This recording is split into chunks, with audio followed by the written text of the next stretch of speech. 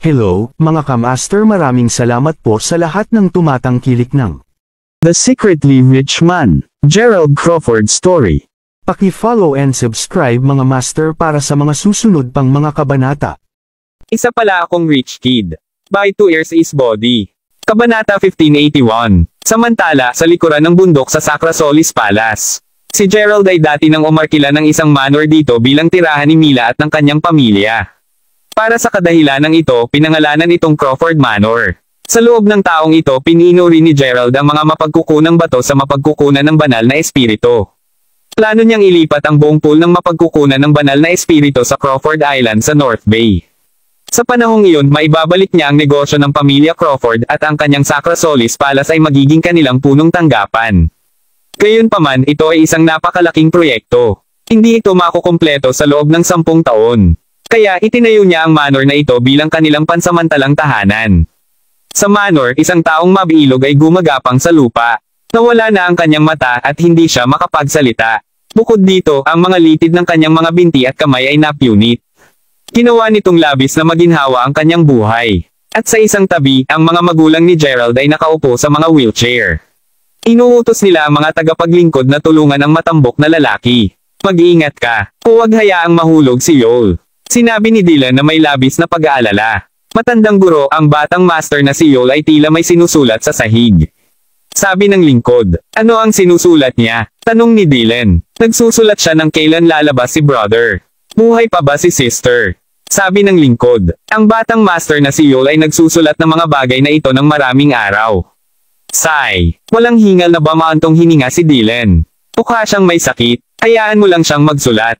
Siguro mas maganda ang pakiramdam niya sa ganitong paraan. Pinaikit ni Dylan ang kanyang mga mata at pamatak ang luha sa pisngi. Sa sandaling iyon, nanlamig si Dylan at ang kanyang asawa nang tumingin sila sa may pintuan at nasakal sila. Katulad nito, natubig ang mga mata ni Gerald. Ito ay sapagkat maging ang alipin ay hindi napansin na medyo matagal na nakatayo si Gerald doon. Yol, itay, mama. Bumalik na ako, sigaw ni Gerald. Nanginginig sina Dylan at asawa habang marahas na humagulgol. Clatter. Tungkol kay Yol, nininigas ang kanyang buong katawan at ibinagsak niya ang panulat sa sahig. Nagpumigla si Yol na bumangon mula sa lupa. Ang kanyang dila ay pinuutol ng kontak kaya't hindi siya makapagsalita. Gayunpaman, alam ni Gerald ang sinusubukan niyang sabihin. 5 taon na ang nakalilipas matapos niyang talunin si Daryl, dinala niya si Yol at ang kanyang pamilya sa Yonem. Nilayon niyang hayaan na pamahalaan ni Yol ang mga pag-aari ng pamilyang Crawford upang mabuhay siya ng walang kabaayang buhay. Ngunit sa hindi inaasahan, siya ang naging sanhi nito upang maging ganito. Yol, bumalik ako. Pinuhat niya si Yol, puno ng luha ang mga mata. Ang kanyang kapatid na babae ay dinukot, dinala sa jailetra at ginawang alipin para sa pamilyang Quartermain habang pinahirapan ang kanyang pamilya. Matapos ang kanyang pag-iisa, natanggap talaga ni Gerald ang isang malaking dagok. Kabanata 1582. Ang apoy ng pot ay nag-apoy at kumalat sa bawat pulgada ng katawan ni Gerald. Ang bawat isa sa palasyo ng Sacra Solis ay tila nararamdaman ang kanyang galit. Kaya sa mga susunod na araw, walang nangahas na lumapit pa kahit isang hakbang kay Gerald. Nasaan ang pamilyang kontak na ito? Isang araw, tinawag ni Gerald ang lahat ng 10 matatanda at tinanong. Ang pamilyang kontak ay kasalukuyang nakabase sa timog silangang rehiyon ng baybayin ng lungsod ng Suniva. Ang mga ito ay isang bagong tumataas na pamilya na suportado ng pamilya Quartermain sa Jailetra. Ginagamit sila ng pamilya Quartermain upang lupigin ang mga mapagkukunan ng banal na espiritu. Sa parehong oras, nais nilang gawin silang bagong hari sa Hilaga. Ang kasalukuyang pinuno ng pamilya Quantock ay tinatawag na Zaki Quantock.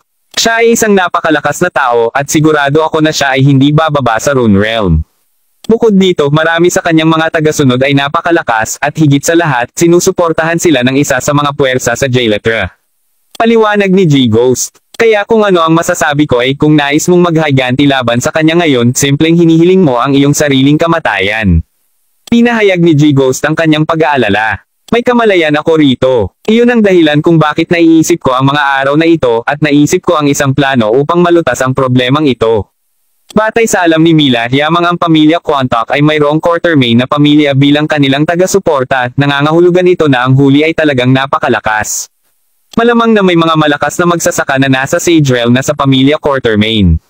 Maaaring may dieteres din. Ito ay lubos na posible dahil sila ay nasa kapangyarihan ng napakatagal at sa makatuwid, sila ay malalim na nakaugat sa Jailetra. Kahit na si Gerald ay nagkaroon ng kanyang Herculean Primordial Spirit upang matulungan siyang linangin sa isang mas mabilis na bilis kumpara sa ibang mga tao, hindi siya maglalakas loob na kumilos ng masyadong pabaya. Sa totoo lang nagsasalita, napakaswerte niya sa laban-laban kay Daryl Crawford. Sa kabutihang palad si Daryl ay isang third-rank Chakra King lamang. Kung siya rin ay naging isang ikalimang ranggo ng Chakra King na tulad niya sa oras na iyon, ang spell ay magiging sapat na malakas upang sirain siya, at walang alinlangan na wala siyang kakayahang hadlangan ito. Bukod dito, ito ang pamilyang Quartermain na kinakaharap nila sa oras na ito. Guro, anong mabuting plano ang naisip mo? Tanong ni G-Ghost. Pretuhin ko muna si Yol at ang aking mga magulang hanggang sa gumaling sila. Sa ngayon, nakakita ako ng isang nakatagong lihim na lokasyon. Nais kong ilipat ang buong palasyo ng Sacra Solis at ang pamilya Crawford sa lugar na iyon at magtago. Bago ako bumalik, hindi ka dapat lumitaw sa publiko. Tulad ng para sa mapagkukunan ng banal na espiritu, ginawa ko itong sapat na potion upang maibigay ang mga miyembro ng Sacra Solis para sa kanilang paglilinang. Hindi dapat magkaroon ng anumang mga problema sa susunod na 5 taon. Tulad ng para sa mapagkukunang ito ng banal na espiritu sa Yonem, maaari mo lamang ipahayag ang lokasyon nito sa publiko. Hindi ako naniniwala na ang iba pang mga puwersa ay tatayo lamang at panoorin ng pamilya Quantock na panatilihin ito para sa kanilang sarili. Sabi ni Gerald. Naiintindihan ko. Kung gayon guro, balak mo bang maghanap para sa Primo Koros? Nahulaan na ito ni G-Ghost matapos niyang mapag-isipan ang kanyang plano. Sa gayon, napag-isipan ko ito tungkol sa medyo matagal na panahon. Kahit na hindi ako naglakas loob na maghangad na maging isang Diatera, posible pa rin ang pagiging isang sage kung makakakuha ako ng tamang pagkakataon at magsanay ng mabuti. Gayunpaman, kailangan ko munang maghanap ng Primo Koros.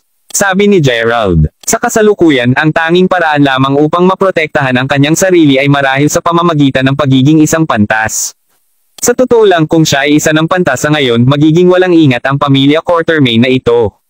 Kung siya ay naging isang sambong kahit papaano ay may kapangyarihan siyang protektahan ang kanyang sarili kapag nakaharap niya ang pamilya Quartermain. Hindi bababasa, hindi siya palaging nasa posisyon na sunod-sunuran. Ito ay talagang isang mabuting plano upang makitungo sa pamilya Quantock sa ngayon. Ngunit Master, bagaman mayroon kang mapa, ang gawain ng paghahanap para sa Primo Koros ay napakahirap pa rin kung ano ang higit pa upang maging isang sage. Kaya personal kong inaasahan na maaari kang manatili at magtago kasama namin. Sa pag-iisip tungkol sa mga hadlang sa pagiging isang pantas, nagbigay ng mungkahi si G-Ghost. Kahit si Carlos at ang iba pa ay tumango bilang pagsang-ayon. Upang maging matapat kahit na si Julian at ang natitira ay maaaring makita na naabot ni Gerald ang kanyang maximum na potensyal sa paglilinang nang lumusot siya hanggang sa ika-8 ranggo sa Rune Realm. Kung naabot niya ang ika-9 na ranggo, ito ay maituturing na isang malaking kapalaran sa kanyang buhay na. Hindi man sabihin, ang paghahanap ng sinaunang halaman ng damo, ang Primo Koros, ay isang matigas na hilera na asarol. Kahit na pagkatapos niya talaga itong hanapin, mahirap pa rin pumasok sa Sage Realm dahil ang halaman ay isa lamang sa mga kondisyon na dapat niyang matugunan upang maging isang Sage. Sa makatuwid, masasabing ang lahat ay hindi gaanong maasahin sa mabuti ang tungkol sa ideya. Bagaman naiintindihan ni Gerald ang kanilang mga alalahanin, nagpasya siya pagkatapos ng 7 araw na pag-iisipan ang issue. Sige, tigilan mo na ang pagsubok na akitin mo na ako. Ngayong gabi, lilipat tayo. Simula noon wala nang hari sa Hilaga, wala nang Sacra Solis Palace at wala nang pamilya Crawford. Makalipas ang 3 araw, ito ay magiging kay Mila at araw ng aking kasal. Magkaroon tayo ng magandang pagdiriwang at paglasing sa gabing iyon. Masayang sabi ni Gerald. Nang makita na nagpasya na si Gerald, wala nang masabi ang kanyang mga nasasakupan.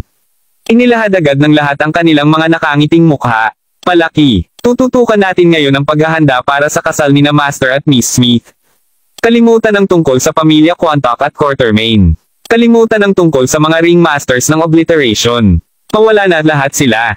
Mula ngayon mag-focus lang kami sa paglinang at paghihintay sa pagbabalik ni Master na may malaking tagumpay. Sigaw ni Carlos na may malaking ngiti. Kabanata 1583. Ang pumutok na tunog ng apoy gabi na. Ang tunog ng bonfire ay narinig habang ang madilim na berdeng apoy ay nasunog ng maliwanag. Ito ay katulad ng tunog ng popang popcorn. Nakaupo si Gerald sa tabi ng apoy. Habang nagdagdag siya ng panggatong sa apoy, tumingin siya upang surveyan ang nakapalibot na siksik na berdeng kagubatan. Sa madilim na gabi, ang masikip na kagubatan ay tila mas maganda.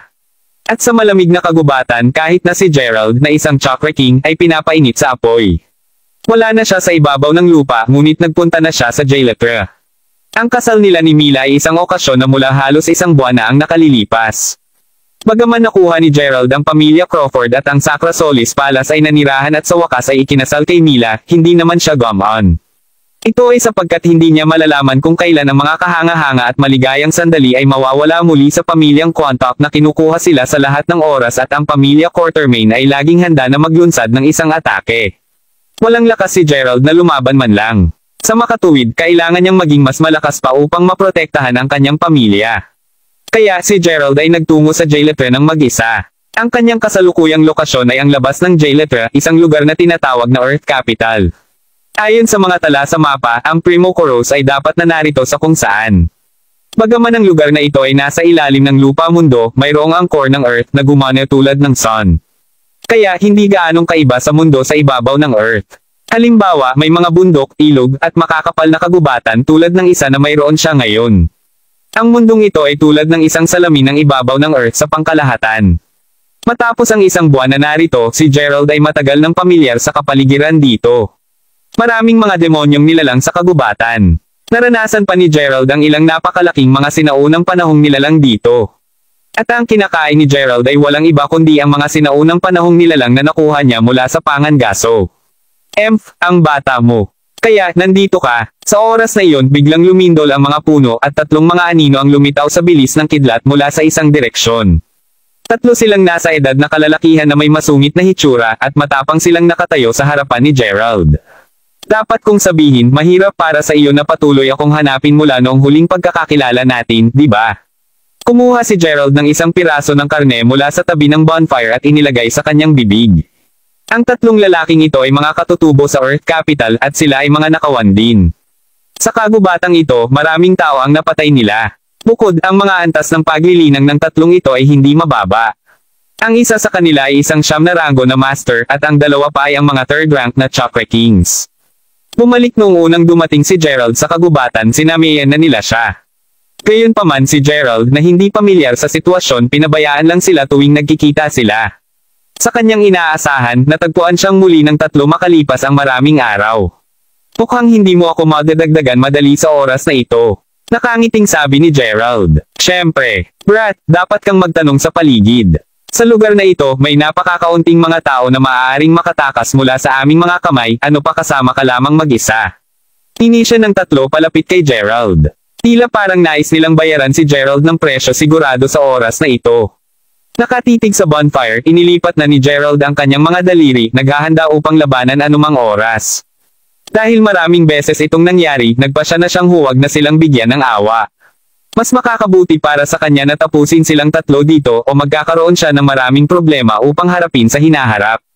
Stomp! Stomp! Stomp! Sa sandaling iyon, naririnig muli ang tunog ng mga yabag mula sa ibang direksyon. 7 tao ang naglalakad papunta kay Gerald. Nagulat ang kanilang hitsura kay Gerald at sa tatlo. Kabilang sa 7 tao, mayroong 6 na lalaki at isang babae. Ang pinuno ng pangkat ay isang matandang lalaki na magulo ang buhok. May isang tungkod sa kanyang kamay at tila siya ay bulag. Gayunpaman, napakabilis niyang makalakad na para bang may dala-dala na hangin sa kanyang mga paa. Mayroon silang isang malakas na pagalit na aura. Sa paglabas ng 7 tao, kahit na ang apoy na ginawa ni Gerald ay hindi nakapagpigil. Kabanata 1584. Sinulyapan sila ni Gerald mula sa tagilid. Tila parang ang kanilang lakas ay hindi dapat maliitin. Swish! Swash! Swoosh! 3 pilak na kanay ang itinapon at tumama sa puno. Sa bawat isa sa pilak na kanay, mayroong mga larawang inukit sa 7 bungo na ginagawang mas kilabot ang mga ito. Ang 3 magnanakaw ay nagyelo at ang kanilang mga mukha ay nagpakita ng matinding takot kaagad pagkatapos. Ano? Ito talaga ang 7 Deadly Lords of the Earth Capital. Matapos nilang mapagtanto kung sino sila, agad na lumuhod ang 3 tulisan at kumubkob sa kanila. 7 lords, hindi namin alam na pupunta ka rito. Humihingi kami ng paumanhin na nabulabog ka namin.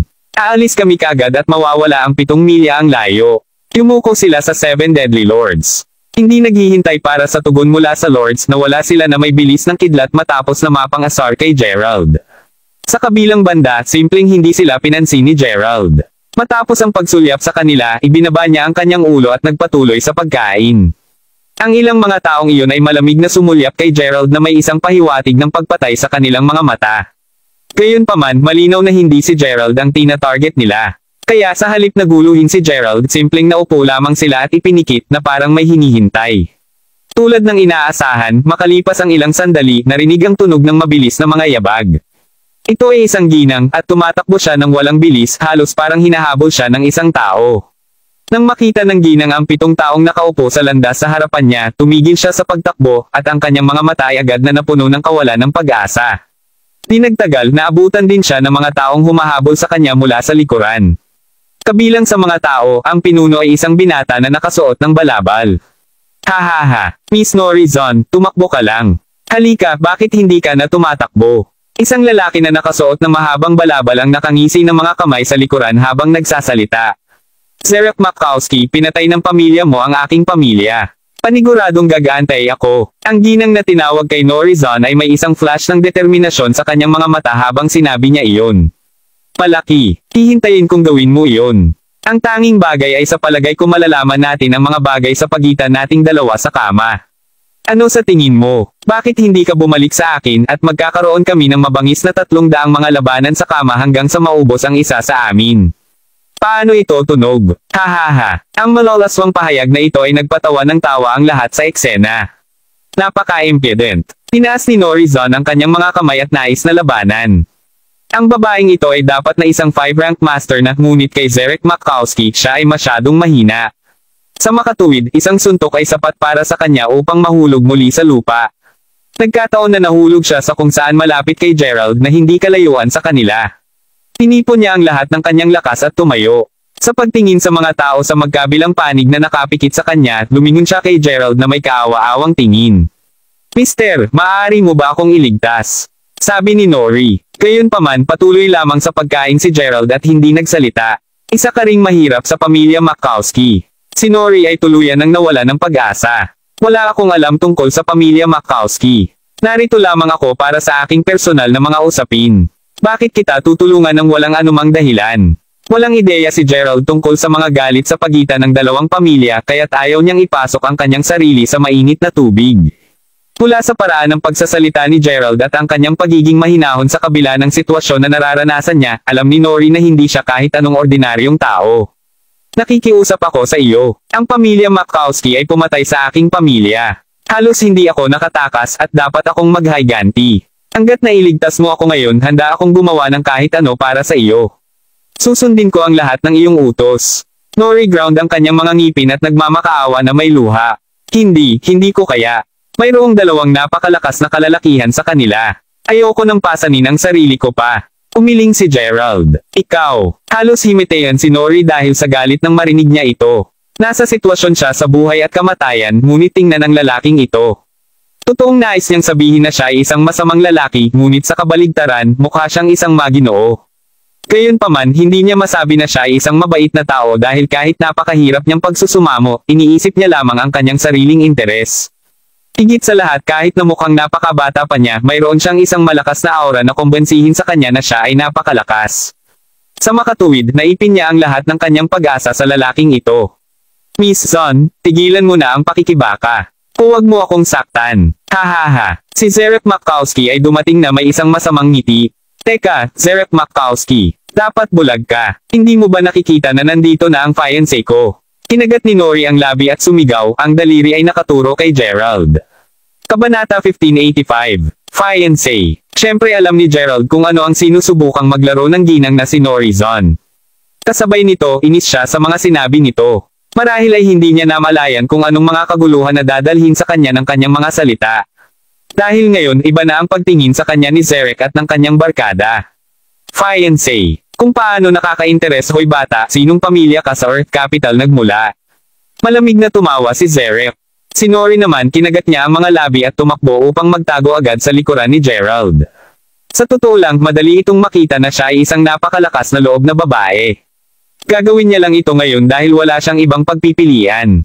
Gayunpaman, ang nag-iisa lamang na hindi niya natitiyak ay kung ang manlalaking ito ay maaaring manalo laban sa 7 Deadly Lords at sa Makowskis. Gayunpaman, hindi niya hahayaan ang isang solong pagkakataong makaligtas sa kanyang mga kamay. Umaasa ako sa iyo ngayon. Napatingin si Nori kay Gerald at bumulong sa sarili. Ngunit sa kanyang inaasahan, ngumiti si Gerald na walang magawa sa kanya. Hindi ako kabilang sa anumang pamilya. Bukod, hindi ako ang fiancé ng babaeng ito. Hindi tayo magkakilala. Passerby lang ako. G. Makowski, maaari mo akong baliwalain ng buo. Kung mayroon kang anumang poot sa babaeng ito, magagawa mo lang ang nais mo. Bakit niya hinayaan na magamit siya ng iba para sa mga benepisyo nito ng napakadali? Kung gaano kalokohan. Crap. Tinilat ni Nori ang kanyang mga mata sa kawalan. Hindi niya inaasahan na ang mukhang mahinhin na Ginoo na ito ay magiging sobrang malamig. Agad siyang hindi nakaimik lalo na't lumayo si Gerald na nakatalikod ang mga kamay matapos sabihin ang mga nasabing bagay. O Diyos ko, mayroon ba talagang isang tao sa mundong ito? Ako, si Nori Zon, bulag na bulag. Hahaha, Nori Zon, narinig mo ba siya? Ikaw, ang binibini ng pamilyang Zon ay talagang tinanggihan ng iba. Bukod sa palagay mo ba napakadaling lokohin ako? Tumawa ng malakas si Zerek, hawak ang tiyan. Ang pamilya Makowski ay kumikilos ng walang awa dahil lamang sa nais mong makuha ang Primo Koros. Ngayon na nakuha mo na ang mapa na nagpapakita ng mekanismo ng mga traps sa Underworld Valley mula sa pamilyang Zon, dapat mo ba kaming patayin? Tandang padamdam. Tinuyam ni Nori ang mga kamao at nagsalita, puno ng luha ang mga mata. Siyempre, sa akin, ikaw at ang mapa ay pare-pareho ang kahalagahan. Maaari kang maging mas mahalaga kaysa sa mapa dahil ang pagkakaroon mo ay mas kapano-panabik. Makinig, 7 nakamamatay na Panginoon. Dapat kang tumabi sa ngayon sapagkat hindi ko na mapigilan ang apoy sa aking puso. Nais kong fox sa batang babae na ito ngayon. Nang wala ang aking order, huwag kang pumunta dito. Habang hinuhubad ang suot niyang damit, tawa ng tawa si Zerek. Sa sandaling marinig ng 7 Deadly Lords ang kanyang mga salita, umatras sila kaagad dahil alam na nila ang kanyang kabaliwan. Ikaw walang kahihiyan bastard, anak ng a bitch. Sumigaw si Nori sa sobrang kawalan ng pag-asa. Lihim siyang naglabas ng isang maikling punyal sa kanyang kamay. Napagpasyahan niyang wakasan ang kanyang buhay anumang oras. Ngayon na ang pamilya Zon ay nawala na, kailangan niyang mapanatili ang huling bahala ng dignidad ng kanyang pamilya. Mas mabuti pang mamatay kaysa mapahiya. Hahaha, baby, pupunta ako. Natapos na ni Zerek ang paghubad sa tuktok at sumugod kaagad kay Nori. Sampal. Tulad ng pagsabog ni Zerek kay Nori at ipinikit ni Nori ang kanyang mga mata, handang isaksak ang sarili gamit ang punyal, isang malakas na tunog ang narinig. Isang kamay ang humawak sa balikat ni Zerek. Pinuksan ni Nori ang kanyang mga mata. Ang binata na umalis ngayon. Bumalik talaga siya. Nang hindi nila namalayan, nakatayo na siya sa likuran ni Zerek. Damit, ang kulit mo.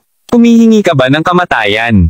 Sinusubukan mo bang maglaro ng isang bayani upang maisave ang kagandahan?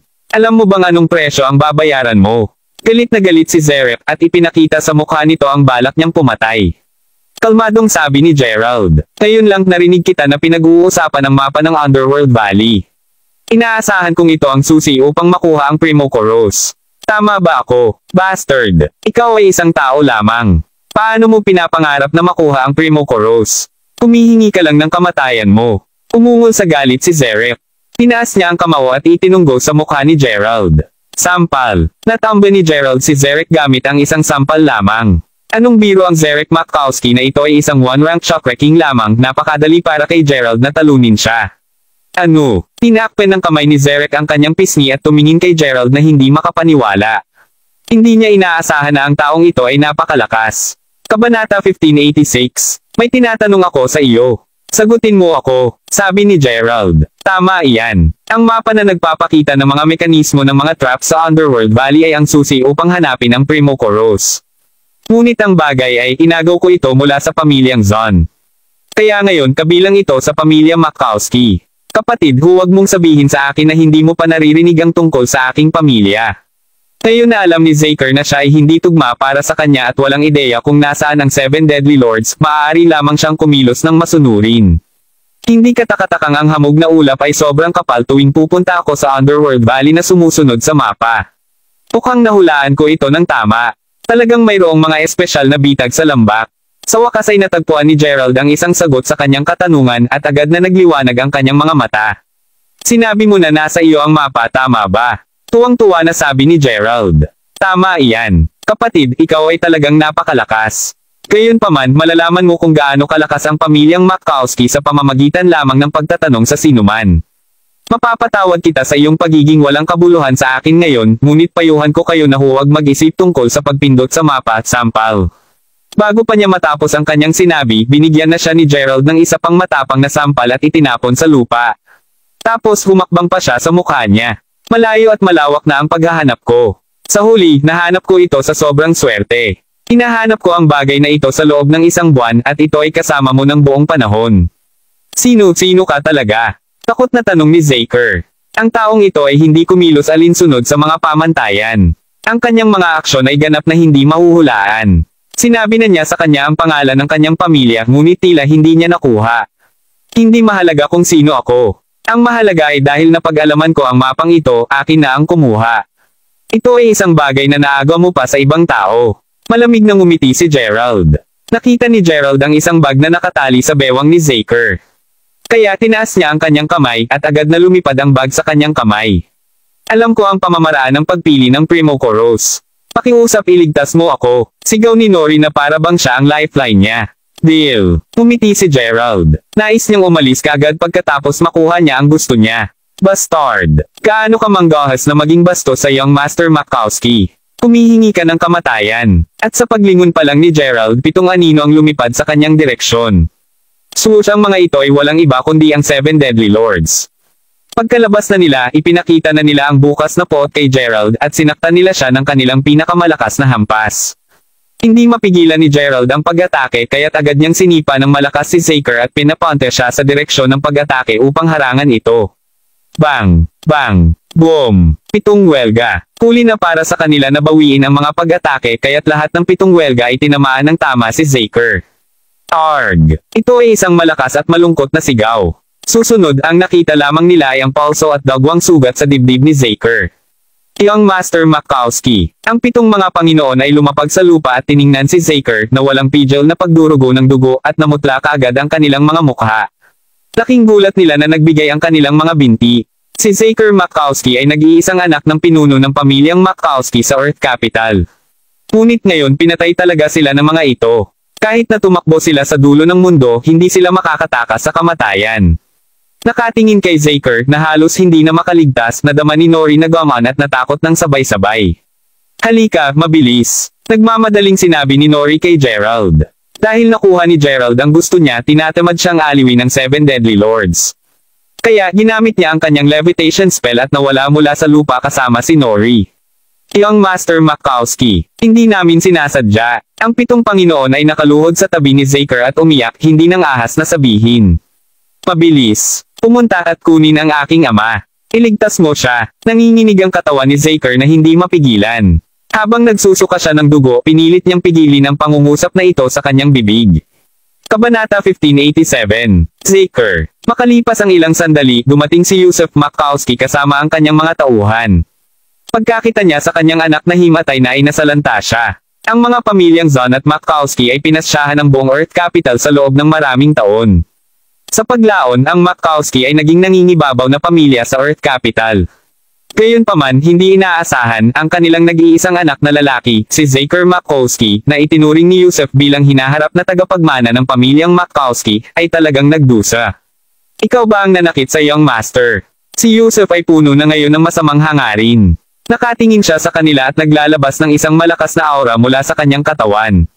Ang aura ay sapat na upang makinig ang 7 Deadly Lords at mahulog sa lupa. Ang isang 9 na rango na Chakra King ay napakasindek. Paano nila makatiis ang kanyang malakas na aura? Hindi, guro. Ang batang master ay sinaktan ng anak na babae ng pamilyang Zon at isang binata na nakipagsabuatan niya. Bukod, inagaw ng binata ang mapa ng Underworld Valley. Sinubukan namin siyang atakehin, ngunit ginamit niya bilang isang kalasag ang Young Master upang hadlangan ang pag-atake. Ang pinsala ng Young Master ay walang kinalaman sa amin. Ang pinuno ng 7 Deadly Lords na bulag ay nagsabi habang umiiyak siya sa takot. Isang binata. Sobrang lamig ng tunog ni Yusuf. Dahil nakuha na nila ang mapa, dapat na silang patungo sa Underworld Valley ngayon. Tiyak na hindi sila malayo. Pinatatag ko ang kalagayan ng Young Master. Wala na sa panganib ang kanyang buhay. Ibalik siya at maaabutan ko ang bastard na iyon at kunin ang mapa. Malamig na utos ni Yusuf. Samantala, isang malakas na hangarin sa pagpatay ang sumilay sa kanyang mga mata. Boom! Bago siya saludo ng karamihan ng tao, nakakita sila ng isang flash ng ilaw at wala na si Yusef Makowski. Habang papunta na sina Gerald at Nori, tumigil bigla sa paglalakad si Gerald. Hoy, bakit ka tumigil? Sa kamay ng mapa ng pamilyang Zahn, makakapunta kami sa Underworld Valley bago magdilim. Isang bato lang ang itapon dito. Hindi mapigil ang magtanong ni Nori na naguguluhan. Hindi. Ang aking banal na mata ay kumikislap. Ito ay pakiramdam ko hindi mapalagay. Kapag nangyari ito, nangangahulugan ito na ang aming biyahe sa oras na ito ay lubhang mapanganib. Nawasak ko si Zaker Makowski kaya sa palagay ko ay hindi hahayaan ng pamilyang Makowski na madali itong mawala para sa akin. Siguro, nalaman na rin nila ang tungkol sa kung ano ang nangyari ngayon at papunta na sa Underworld Valley. Kaya hindi kami maaaring pumunta doon ngayon. Paliwanag ni Gerald. Hindi pwede, hindi ba? Tanong ni Nori. Bakit hindi? Ikaw ang nagsabi na ang pamilyang Makowski ay nasa daang taon sa kapangyarihan sa Earth Capital. Sa palagay mo ba ang mga miyembro ng pamilya ay mga hanggal lamang? Matapos sabihin iyon, sinuri ni Gerald ang kanilang paligid. Ang tanging bagay na maaari nating gawin ngayon ay upang itago at obserbahan kung ano ang susunod na mangyayari. Gayunpaman sa sandaling nasabi niya iyon, narinig nila ang isang malakas na bagzo ng hangin. Hoy, anak, saan mo sinusubukan pumunta? Isang malakas na tinig ang narinig na umalangaw-ngaw sa buong kagubatan. Naramdaman nila ang paghihip ng malamig na hangin at nakita ang pagbagsak ng mga dahon. Whoosh! Mayroong isang malakas na ingay at nakita nila ang mga nahuhulog na mga dahon na nagtitipon sa isang matulin na bilis na bumubuo ng isang malaking orb sa maikling panahon lamang. Sa isang malakas na pagpatay ng aura, ang malaking orb ng mga dahon ay sinisingil patungo kay Gerald. Kaya't iyon ang kapangyarihan ng isang siyam na rango na Chakra King. Napaikot-ikot ang takip mata ni Gerald. Hinawakan niya ang braso ni Nori at umatras ng maraming beses. Gayunpaman, ang orb ay napakabilis. Zap! Hawak si Nori sa kanya, tumalon sa langit si Gerald. Boom! Nagkaroon ng isang malakas na pagsabog at ang mundo ay nanginginig. Kahit na ang malalaking puno sa kanilang paligid ay durog na piraso ng hindi nagagalaw. Ang orb ng mga dahon pagkatapos ay nagkalat at lumipad sa kalangitan. Umatras ng ilang hakbang si Gerald. Ang mahahalagang chi na ito ay masyadong malakas. Well. Isang mabuting binata na naglakas loob na sakta ng aking anak. Ngayon puputulan kita sa mga piraso upang makapaghiganti sa aking anak. Kung ikaw ay sapat na matino, dapat mong ibigay ang mapa at tanggapin ang iyong parusang kamatayan ng tahimik. Sa itaas ng isang matangkad na puno, si Yusef Makowski ay bumaba sa lupa tulad ng isang Diyos na nakakross ang mga kamay sa harap ng kanyang dibdib. Kabanata 1588. Si Yusef Makowski ay ang pinuno ng pamilyang Makowski sa Earth Capital. Siya rin ay isang siyam na rango na Chakra King. Sa makatuwid, mayroon siyang banal na kapangyarihan. Gerald, ano ang dapat nating gawin ngayon? Tandang padamdam. Mabilis siyang dumating. Bukod dito, ang antas ng kanyang paglilinang ay napakataas. Gigil na gigil ni Nori sa braso ni Gerald. Malinaw na minaliit ni Gerald ang kakayahan ng isang siyam na rango na Chakra King. Sa totoo lang, naramdaman na siya ng kanyang banal na mata kanina pa. Dapat umalis na siya kaagad sa oras na iyon. Siya ay isang siyam na rango na Chakra King pagkatapos ng lahat. Ang kanyang bilis ay hindi maaaring hatulan gamit ang mga pamantayan ng anumang karaniwang mga magsasaka. Sa ngayon, mabilis na ginagawa ni Gerald ang pinakamahusay na plano sa kanyang puso. Matapos maranasan ang unang pag-atake, malinaw na ramdam ni Gerald ang agwat sa pagitan ng lakas nila ni Yusef. Kung makikipag-away siya sa kanya ng mabuti, siya ay magiging kasing ganda ng patay. Ang kanyang kalaban ay nasa ika-siyam na rango, isang rango na maging siya na nagmamay-ari ng Herculean Primordial Spirit ay napakahirap makamit. Hoy, anak, ikaw ay lubos na kahanga-hanga. Ikaw ay isang 8 rango na Chakra King noong bata ka pa. Mukhang kailangan na kitang matanggal ngayon o mahaharap ako sa malalaking kaguluhan sa hinaharap. Matapos sukatin si Gerald, unang nabigla si Yusef sa antas ng paglilinang ni Gerald. Pagkatapos agad niyang inihayag ang kanyang balak na patayin si Gerald ng walang pagpipigil. Desidido siyang patayin si Gerald. Kahit anuman, subukan muna natin. Nagpasya na si Gerald. Tinaas niya kaagad ang kamay.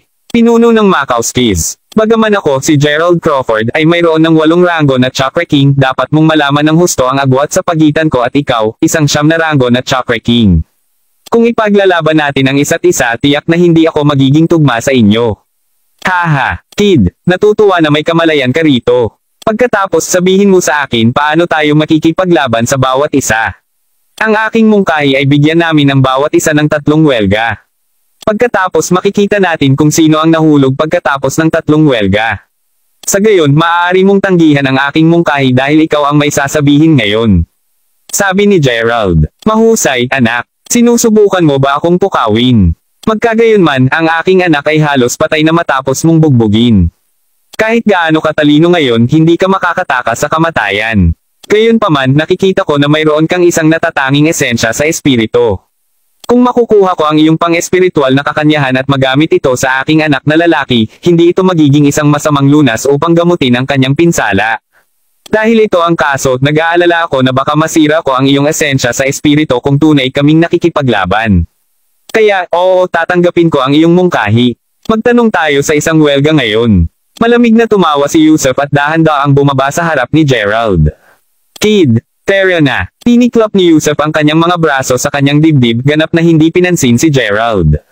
Kung gayon, hindi na ako magpapakita ng awa. Tinipon ni Gerald ang lahat ng mahahalagang chi sa kanyang katawan at inilipat ito sa kanyang palad. Kasunod nito, binigyan niya si Yusuf ng isang mabigat na welga. Bang! Sa sandaling tumama ito kay Yusuf, naramdaman ni Gerald ang isang matalim na punit ang sakit sa kanyang palad. Ito ay tulad ng kung siya ay pagpindot ng isang malaking bundok at hindi niya kahit na masira ang pagtatanggol ni Yusuf. Bang! Ang mahahalagang chi ay tumalbog muli at si Gerald ay umatras ng maraming hakbang dahil sa momentum. Isang 9 na rango na Chakra King at isang 8 rango na Chakra King. Ang agwat sa pagitan ng dalawa ay simpleng napakalaki. Kinilabutan si Gerald. Ito ang pangalawang welga. Wala nang pakialam pa kay Gerald at sinaktan siya sa pangalawang pagkakataon ng buong lakas. Ang rebound ay mas marahas pa kaysa ngayon lamang. Naramdaman ni Gerald ang rebound mula sa kanyang kamay papunta sa kanyang likuran at siya ay nag-agos ng isang dugo na umaatres ng ilang hakbang. Hahaha, ang ignorante. Kid, bagaman ito ay isang bihirang okasyon para sa isang batang tulad mo upang maging isang 8 rango na Chakra King, hindi mo magagawang sirain ang aking Heavenly Deeper Protection Technique. Kaya, mamamatay ka lang kapag kalaban ko. Tinapon ni Yusuf Makowski ang kanyang ulo at tumawa. Gerald, kakayanin mo ba o hindi? Nag-aalalang tanong ni Nori. Ito ang huling welga. Pinilit ni Gerald na tumayo ulit. Kinubkob niya ang kanyang mga ngipin habang pinagsisikapan niyang mapanatili ang kanyang postura. Tinipon niya ang kanyang mahahalagang chi at sinuntok muli si Yusuf. Hahaha, walang kwenta. Umiling si Yusuf. Gayunpaman sa susunod na segundo, natigilan siya. Ang sumunod na nakita niya ay nang pumikit si Gerald, may isang mata talaga na lumaki sa noo niya. Pagkatapos isang malakas na gintong sinag ang lumabas mula sa mata na iyon. Ano? Natigilan si Yusuf. Kabanata 1589. Sa oras na nais ni Yusuf na reaksyon sa kanyang nakita, huli na ang lahat. Napakahirap harangan ang ilaw dahil bigla itong dumating. Direktang tumama ang ilaw sa kanyang mga mata at nadapa siya ng ilang hakbang paatros. Ang ulo niya ay umikot ng loko at siya ay nahulog sa lupa. Sinamantala ang pagkakataong ito, tumakbo si Gerald, sinama si Nori. Bastard, how dare you play marumi trick on me? Ngayon, ako si Yusuf Makowski, ay sisirain ka. Ang kapangyarihang espiritual ni Yusuf ay napinsala.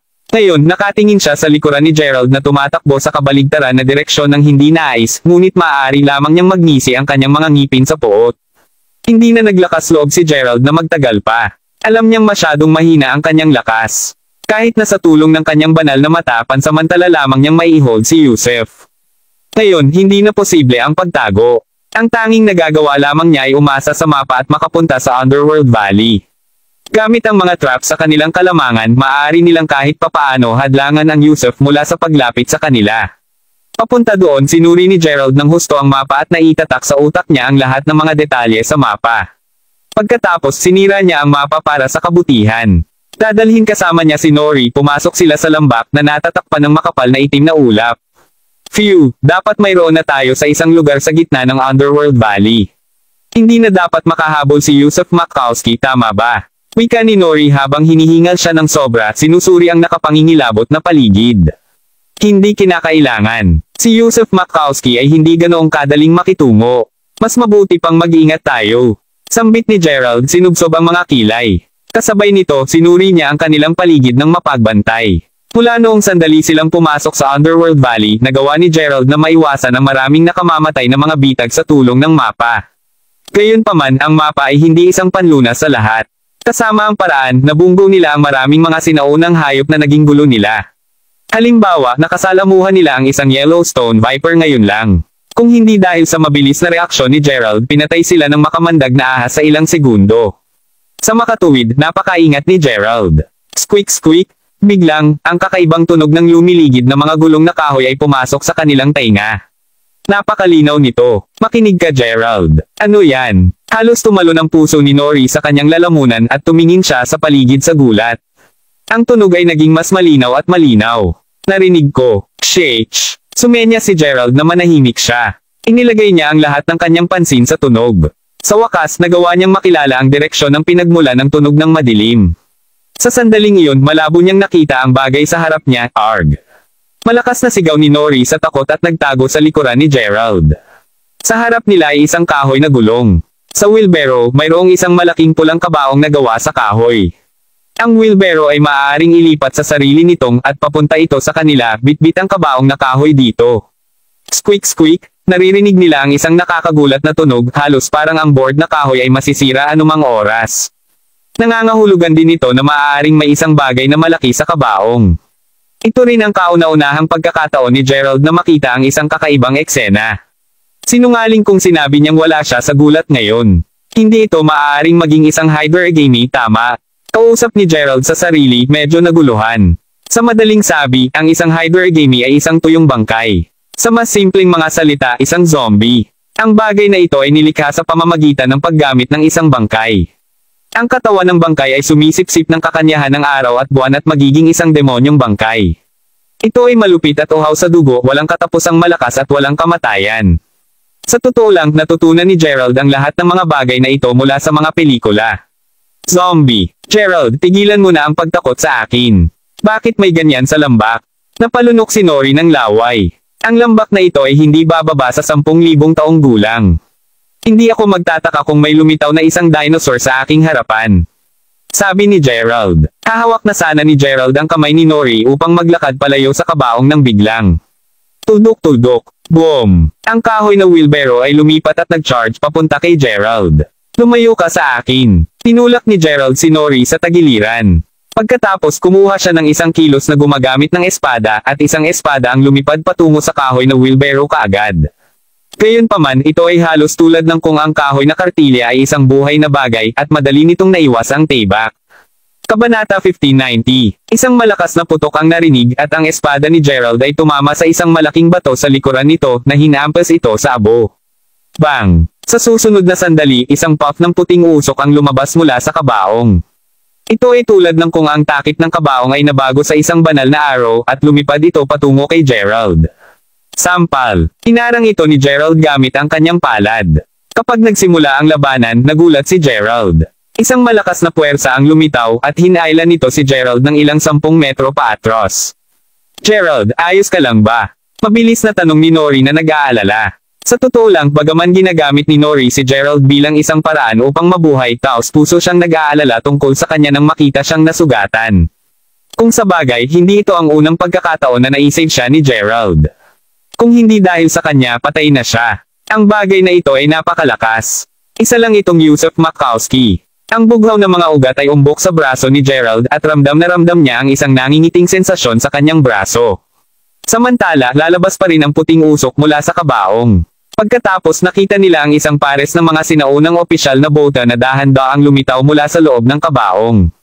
Pagkatapos nito, ito ay isang 2 metro ang taas na bangkay na nakasuot ng isang opisyal na robe na nakatayo sa harap ng kabaong. Ang itim na mukha nito ay natatakpan ng berdeng buhok at may berdeng mata at 2 malalaking puting pangil. Ang mga kamay nito ay tulad ng mga tinidor na bakal at ang mga kuko nito ay halos 20 sentimetro ang haba. Ito ay isang zombie. Mabilis na tinulungan ni Nori si Gerald. Umungal. Saglit na tinitigan ng zombie sina Gerald at Nori. Pagkatapos nagsimula itong umungal. Sinuntok niya si Gerald at ang kanyang isang lukso ay sapat upang takpan ang distansya ng 20 metro. Ang kanyang katawan ay tulad ng isang maliit na burol na tatakpan ng mga ito mula sa itaas. Banal na mata. Mahigpit na ipinikit ni Gerald ang kanyang mga mata at agad na lumitaw ang pangatlong mata. Boom! Isang malakas na gintong sinag ang tumama sa zombie. Bang! Gayunpaman, ang pag-atake ay nagawa lamang itong magpahinto ng 1 segundo. Wala na itong pag-asa. Gustong lumipad ni Gerald. Gayunpaman, ang zombie ay dumating na sa harap ng kanyang mga mata at hinawakan nito ang kanyang balikat. Ang kanyang lakas ay pinaramdam kay Gerald na para bang siya ay nakakulong ng isang tanikala na bakal na gawa sa 1,000 taong gulang na pino na bakal. Napakahirap na makalaya. Umungal. Ang zombie ay binugbog si Gerald ng walang awa. Ang katawan ni Gerald ay sumayre ng higit sa 30 malalaking bato sa abo. Pagkatapos ng isang pag-atake lamang, naramdaman ni Gerald na parang ang kanyang katawan ay masira. Halos hindi na niya makatipan ang kanyang mahahalagang chi. Ang hayop na ito ay simpleng napakalakas. Hinawakan ni Gerald ang dibdib sa sobrang takot. Ang zombie, na bumubuga ng itim na usok mula sa bibig nito, ay dahan-daang naglalakad patungo kay Gerald. Halimaw, mas mabuti pang hindi ka lumipat ng 1 pulgada. Ikaw at ang iyong anak ay pinatay ng iyong kaaway at inilibing dito na kung bakit ikaw ay may matinding pagkamuhi. Kung maglakas loob ka upang lumipat ng 1 pulgada, sisirain ko ang balot ng damit ng iyong anak na lalaki. Habang si Gerald ay nagbubuhos ng dugo at walang ideya kung paano haharapin ang sitwasyon, tumakbo si Nori sa pulang kabaong. Pinilit niyang tiisin ang mabahong-baho upang mailabas ang nakaberda na balot ng damit ng isang sanggol. Ang bangkay ng sanggol ay matagal nang nawala at ang nakabalot na damit lamang ang naiwan. Ang item na ito ay malinaw na napakahalaga sa zombie at tumigil ito agad sa mga track nito. Umungal. Galit na umungal nito kay Nori. Malinaw na noong nakikipaglaban si Gerald laban sa zombie, nakita ni Nori ang nakasulat na record tungkol sa may-ari ng kabaong sa takip ng kabaong habang siya ay nagpapanik. Hindi alintana kung gumana ito o hindi, sinubukan niya at sa gayon mayroong tanawin na ito. Gayunpaman tiyak na gumawa ng tamang pusta si Nori. Kabanata 1591. Magmadali at tumayo ka, Gerald. Sigaw ni Nori habang tumatakbo para tumulong na hilahin siya. Nang makita na kinuha niya ang mga damit na nakabalot sa damit na sa totoo lang ay parang basahan na ngayon, pagkatapos ay hinawakan iyon ni Gerald bago banta, lumipat ka pa ng 1 hakbang at sinisira ko ang bagay na ito. Halika, manggahas ako. Nang marinig iyon, agad na nagngangal ang zombie. Gayunpaman sa kanilang sorpresa, talagang itinaas ng zombie ang magkabilang braso nito bago kumuha ng ilang hakbang pabalik. Malinaw na isang pahiwatig na hindi ito gagawa ng iba pang mga pantal na paggalaw, pagkatapos ay bamaantong hininga si Nori bago sabihin. Tuldok-tuldok, hindi ko talaga inaasahan ang bagay na ito na talagang panatilihin ang sangkatauhan nito. Nang malapit na lang makahinga si Gerald ng kanyang sariling hininga ng maluwag, isang dagindong ng tawa ang biglang narinig na umuusbong sa kalangitan. Tuldok-tuldok. Kasunod nito, makikita ang isang nakakabulag na flash at ilang segundo, may bumagsak na figure mula sa kalangitan sa isang sinag ng ilaw. Tumungo sa mismong harapan ni Gerald, medyo gumalaw ang figure, posibleng dahil sa mga epekto mula sa naunang pag-atake ni Gerald. Tuldok-tuldok. Siyempre, sino pa ang maaaring iyon maliban kay Yusuf mismo? Ikaw na anak ni Abich. Naisip mo ba na kaya mo akong makakawala ng ganon kadali dahil mayroon ka na ngayong mapa ng Underworld Valley? Ipapaalam ko sa iyo na hanggat nabuhay ako sa buong daang taon na ito, wala nang nakatakas sa aking pag-unawa. Ano man, tila mayroon kang isang bagay na kawili-wili sa iyong katawan. Sa isang senaryo kung saan pareho kaming may antas ng pagsasanay, pagpapaputok ng banal na paningin na iyon ay tiyak na magdulot sa utak ko ng mas masahol na pinsala. Sa pag-iisip na iyon, sisiguraduhin kung aangkinin ang kagiliw-giliw na bagay sa loob mo kapag patay ka na. Idineklara ni Yusuf habang nakakuyom ang kanyang mga kamao bago muling tumawa, ang kanyang mga mata ay puno ng panunuya. Gusto kong makita kung paano mo susubukan ang isa pang pag-ikot. Talagang B***starred ka. Tiyak na mamamatay ka ng husto sa isang araw, Yusuf. Sigaw ni Nori sa kawalan ng pag-asa niya. Kahit na dumating ang araw na iyon, hindi mo ito masasaksihan. Pagkutsa ni Yusuf habang nakangiti, handa nang hulihin si Gerald. Nakakatuwa ako kung paano mo iniisip na madali mo lang akong makukuha. Sagot ni Gerald habang tinatapik ang dibdib. Natatawang sagot, ang ngiti ni Yusuf ay bahagyang naging mapait habang umiling siya bago sinabi, ano ang iba pang mga kakayahan na iyong tinatago? Ipakita ang mga ito sa akin ngayon. Dahil mamamatay ka rin kaagad, hahayaan kita na saktan mo ulit ako ng 3 beses kung nabigo kang magpakita ng sapat na malakas. Tiningi mo ito. Narito ang aking lihim na sandata. Sagot ni Gerald habang agad na itinapon ang nasa kamay niya. Sa masusing pagsisiyasat, ito ang nakabalot na mga damit mula noon na si Gerald ay gumuho sa isang bola. Gayunpaman, kinuha ito ni Yusuf ng may sobrang kadalian. Ikaw bastard. Isang matandang basahan. Grabe. Ang aking kamanghamanghang lakas ay dapat natakot sa iyo, Hangal. Sigaw ni Yusuf habang tumatawa ng malakas. Kasunod nito, dahan-daang itinaas ni Yusuf ang mga balled-up swaddling na damit sa isang kamay. At ang susunod na alam ni na Gerald at Nori, nagsimulang sumunog ang kamay ni Yusuf. Sa mga damit na nakabalot pa rin sa kamay, ito ay naging abo sa walang oras. Ang pangalawa, ang damit ay walang anuman kundi alikabok, 3 sunod-sunod na dagandong ang pumuno sa hangin. Tudok-tudok tandang padamdam. Ito ang zombie mula dati. Nasaksihan ang pagkakalas ng mga damit na nasunog sa isang malutong. Ang zombie ngayon ay masamang nakapatay ng masama kay Yusuf, habang ang berde-berdeng buhok sa buong katawan nito ay mabilis na nagsimulang dumidilim. Nung nagsimulang palabasan ng zombie ang isang pare-pareho na stream ng itim na usok mula sa bibig nito, na sa wakas ay naramdaman ni Yusuf ang pagkakaroon ng demonyo. Fez Ramos. Ungol ng bahagyang nataranta na Yusuf habang nakatingin sa zombie. Si Fez Ramos ay sikat sa loob ng Underworld Valley bilang isang mabisyo at malupit na hayop. Sa pag-iisip na iyon, tiyak na alam ni Yusuf kung sino ang zombie na ito, at alam din niya na mayroon itong parehong halaga ng pagsasanay bilang isang ika-9 na rango na Chakra King. Bukod sa napakalawak nitong lakas, ang hayop ay medyo walang kamatayan din. Sa madaling salita, ang isang tao lamang na nakapagpasok sa Sage Realm ay maaaring magkaroon ng pagkakataong pumatay ng zombie para sa kabutihan. Alam na, isang nakakatakot na ekspresyon ang agad na ipinakita sa mukha ni Yusuf. Hindi ito nakatulong na tiningnan ito ng zombie na may ganitong pamamaslang. Ano ang plano mong gawin, Fez Ramos? Tanong ni Yusuf habang umaatres siya ng 2 hakbang. Gayunpaman, si Fez Ramos ay walang nagbigay ng tugon. Sa halip, ang zombie ay singilin lamang sa lalaki na may nakakatakot na mga antas ng pamamaslang na hangarin. Nang makita iyon, kaagad na nagsimulang magretiro si Yusuf. Kabanata 1592. Kahit na gaano man kalayo ang pinuntahan ni Yusuf, nagpatuloy lamang sa paghabol sa kanya si Fez Ramos. Nang makita na ang pagtakbo ay hindi gumagawa sa kanya ng anumang kabutihan, pagkatapos ay sumigaw si Yusuf, "Ang lakas ng loob mo. Magpatuloy sa paghabol sa akin at susunugan ko ang iyong mga damit na nakabalot. Kapag ginawa ko yun, ang iyong nakakaawang anak ay wala nang maiiwan na mga buto. Ayaw mo dyan, di ba?" Ayon sa mga alingaw-ngaw na narinig ni Yusuf dati, ang isa ay hindi kailangang magpanik o tumakbo tuwing sila ay nabunggo sa Fez Ramos. Ang tanging bagay na kailangang gawin upang takutin ang hayop ay ipahayag na aagaw nila ang mga damit na nakabalot ng zombie kung lalapit ito. Habang dapat na itinigil nito si Fez Ramos mula sa pag-atake pa, ang zombie ay nagsimula lamang mag-atake ng mas mabangis matapos marinig na sinabi ni Yusuf na. Ang mga salita ni Yusuf ay tila lalo lamang itong nagalit. "Ano ba? Bakit hindi ka tumitigil?" Banggol ni Yusuf na nakakunot ang noo. Sa kanyang estado ng gulat, lumingon siya upang tignan sina Gerald at Nori. Tuldok-tuldok. Tanging mapagtanto na pareho silang nakagawa ng kanilang pagtakas. Walang paraan na maaari niyang ituloy ang anumang ito. Sa sandaling iyon, lumingon siya upang tingnan kung ano ang hawak niya, at ito ay noong napagtanto niya kung ano ang layom na sandata ni Gerald. Ikaw motherfucking bastard. Hindi nakakagulat na si Fez Ramos ay ito ay pumatay. Inihagis mo sa akin ang nakabalot na mga damit ng sanggol na pinakaambahang sinamba nito. Sumpa ni Yusuf habang nakatingin sa direksyon na kanina pa nakatayo si Gerald.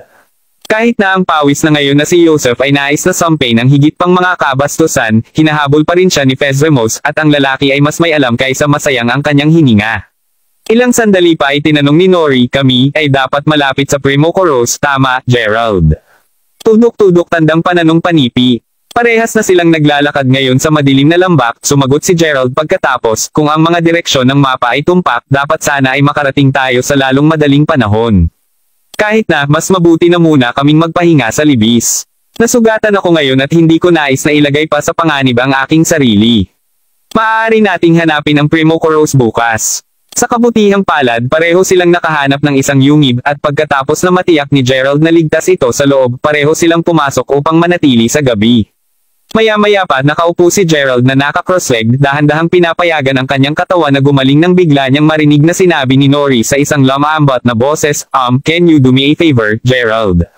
"Ano ito?" tanong ni Gerald habang binubuksan ang kanyang mga mata. Panipi tuldok-tuldok-tuldok. "Well, mayroong isang pool doon at medyo matagal na kaming naglalakbay ngayon kaya iniisip ko kung makakaligo ba ako." Ungol ni Nori habang medyo namula ang mukha. "Sige na, hindi mo kailangang mag-alala tungkol sa akin na sumisilip ako." Sagot ni Gerald habang umiling-iling siya ng mapait na ngiti. "Ngunit, ang pool na iyon ay masyadong malapit sa lugar na ito. Hindi ko sinasabing kalooban mo, ngunit isang bagay ang tukso, alam mo. Pinag-uusapan natin ang tungkol sa isang babaeng naliligo dito. Walang paraan na magagawa ko iyon sa iyo ng malapit." Pulong ni Nori habang lalong namula ang pisngi. Nakatitig sa kanya, naramdaman ni Gerald na ang babaeng ito ay talagang ibang bagay. Sa mga oras na siya ay madumo, at sa panahon ng iba siya ay matapat na matuwid. Kung gayon may mga oras kung saan siya ay maaaring maging nakakainis. Ang sandaling ito ay isang perpektong halimbawa nito. Umiling siya, tinanong ni Gerald, mabuti, ano ang gusto mong gawin ko noon? Gusto kong ipahiram mo sa akin ang iyong shirt sandali. Gagamitin ko ito bilang isang kurtina sa pagitan namin. Paliwanag ni Nori. Napabuntong hininga habang umiling ulit, ginawa ni Gerald ang iminungkahi bago muling pumikit upang makapahinga. Gayunpaman sa huli, natapos pa rin ang noo ni Gerald nang marinig niya ang malambot na mga crinkle ni Nori na hinuhubad ang sarili. Siya ay isang tao pa rin kung tutuusin at hindi siya nagawang manatiling kalmado ng mas matagal. Nang buksan ang kanyang mga mata, hindi niya namalayang lumingon ito upang tumingin sa direksyon ni Nori. Tuldok-tuldok. Gayunpaman ang nakita niya ay nagulat sa kanya. Nori! Sigaw ni Gerald nang agad siyang tumayo. Wow Gerald! Nangako kang hindi ka tumingin. Sigaw ng babaeng galit na ngayon. Tingnan mo, bilasan mo lang. Bili ni Gerald. Sa kabutihang palad, hinubad lamang ni Nori ang kanyang Amerikana sa puntong iyon, at pagkatapos na magtakip ng sarili, agad siyang humakbang sa kanya bago pagalit na nagbulong-bulungan, mabuti na may mahusay kang paliwanag para dito. Sa pagtingin sa mukha ng galit na babae, simpleng bamaantong hininga si Gerald bago sabihin, basta, tumalikod at hanapin ang sarili mo. Mayroong isang uri ng figure na lumilipad sa itaas ng pool. Panipi. Kabanata 1593. Nang marinig iyon, agad na sumigaw si Nori bago tumakbo upang magtago sa likuran ni Gerald. Ni alinman sa kanila ay hindi pa napansin ang pagkakaroon ng espada na marahil ay lumilipad sa itaas ng pool sa buong oras na ito. Ang mas nakakagulat na bagay, gayunpaman, ay ang katunayan na ang isang itim na figure ay maaaring sa turn naman ay makitang mahinang umikot sa ibabaw ng espada. Sino ka? Tiningi ng takot na si Nori.